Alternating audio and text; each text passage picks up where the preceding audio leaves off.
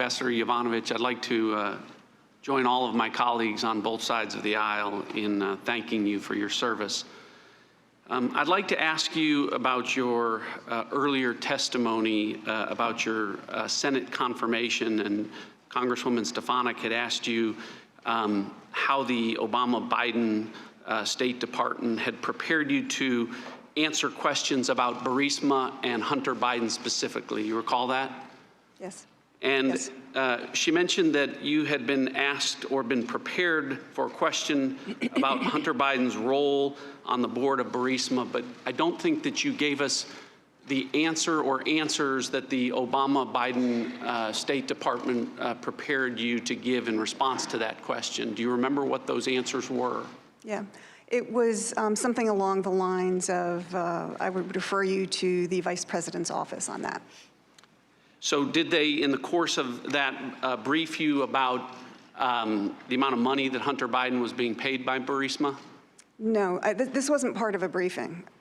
I mean, I had sort of big old books with questions that might come up. In preparation for your confirmation.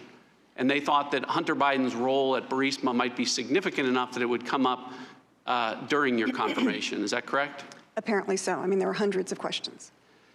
Well, hundreds of questions, but were there hundreds of companies? How many companies other than Burisma did the Obama-Biden State Department prepare you to give answers for? And if so, if there were others, which ones? I just don't recall. You don't recall that there were any other companies, is that correct?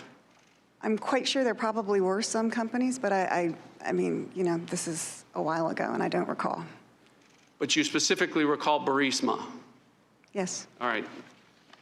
Out of thousands of companies in the Ukraine, the only one that you recall the Obama-Biden State Department preparing you to answer questions about was the one where the Vice President's son was on the board. Is that fair?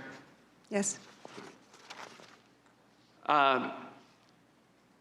You understood from Deputy Assistant Secretary George Kent's testimony, as it's been related to you, that he testified a few days ago. Do you understand that that arrangement, Hunter Biden's role on the Burisma board, caused him enough concern that, as he testified in his statement, that in February of 2015, I raised my concern that Hunter Biden's status as a board member could create the perception of a conflict of interest. He went on to talk about the Vice President's responsibilities over the Ukrainian policy as one of those factors. Do you recall that? Yes. Do you agree with that? Yeah. That it was a legitimate concern to raise? I think that it could raise the appearance of a conflict of interest. And did you discuss that ever with Mr. Kent? I don't believe so. Shortly before your confirmation in August of 2016, Prosecutor General Shokin was fired by President Poroshenko, correct? Yes. And Prosecutor General Shokin was the one who had opened the investigation into Burisma, correct? I think that's right, but I'm not actually sure.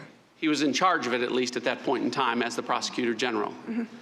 And are you aware of the very public statements by the Vice President that firing of the Prosecutor General occurred in March of 2016, 6 hours after the Vice President told President Poroshenko that he needed to fire the Prosecutor General or that he wouldn't receive $1 billion from the United States?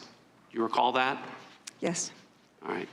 And do you think that that raises a potential concern or conflict of interest that the Vice President of the United States was ordering the firing of the prosecutor in charge of a company that has been identified as one that is substantially corrupt? I actually don't. I don't think that the view that Mr. Shokin was not a good prosecutor general fighting corruption, I don't think that had anything to do with the Burisma case. But the legitimate concern about Hunter Biden's role was legitimate, correct? I think it creates a concern that there could be an appearance of Well, based on your conflict of interest. testimony, Ambassador, I'd like to renew my request, Mr. Chairman, that Hunter Biden's testimony that has been Time of the gentleman has expired. requested by the Republicans be considered The gentleman has expired. as Mr. legitimate Heck, rather than as a sham, as the Gentleman will has been suspend. referred to Gentleman will by the suspend. chairman. Your time has I expired. have a unanimous. Mr. Heck, I have a you are unanimous recognized. consent request. You're not recognized, Mr. Heck, you are.